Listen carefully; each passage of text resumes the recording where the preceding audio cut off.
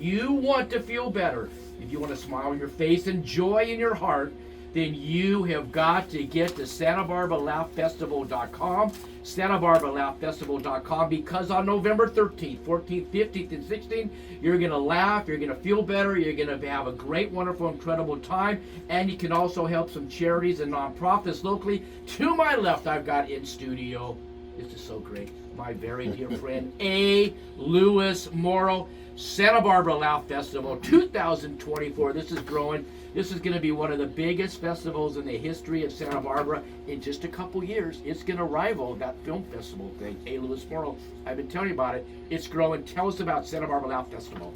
Well, we're going into our third year after 4 years of doing straight comedy weekly every Thursday and Friday in Santa Barbara. We're excited to have not just an incredible lineup of stand-up comedians. I mean, just breakout comics that are.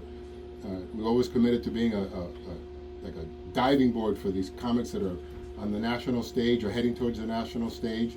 And Santa Barbara is that kind of beautiful place. Good, clean comedy. Also, it's more of the loving kind of comedy. There ain't no hate comics in our festival. Try to weed them out. The hate comics could go to each their own. Let's just leave it at that.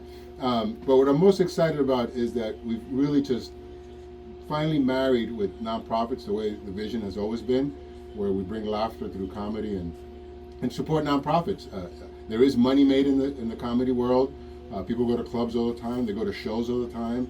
One of the things that happens, which is to each their own, it's like a business model where the money goes to the comedy clubs, but then it leaves Santa Barbara. So if you're going to go to a comedy show in Santa Barbara, leave the money in Santa Barbara. Amen. I mean, to each community should do this. So Amen. It's not like a special thing. It's like you should do this in every community. And I wanted to tie with the nonprofits. That way, they make money. They actually generate the revenue. And can I talk about 100%. So I want to go down the list Yes. of the nonprofits that we have lined up this year. And then the Teddy Bear Foundation is the opening night.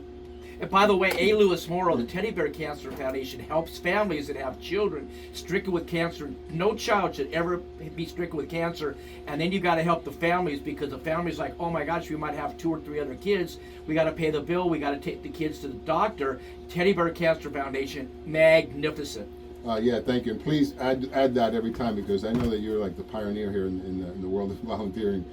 So the Teddy Bear Foundation is where I actually got the idea to do the Laugh Festival. About 12 years ago, they brought me in to produce and direct and write a comedy tribute to Carol Burnett. And I can tell you, to this day, on my deathbed, it might be one of the 3 things I say, what's the greatest thing you did in your life? I did a tribute to Carol Burnett.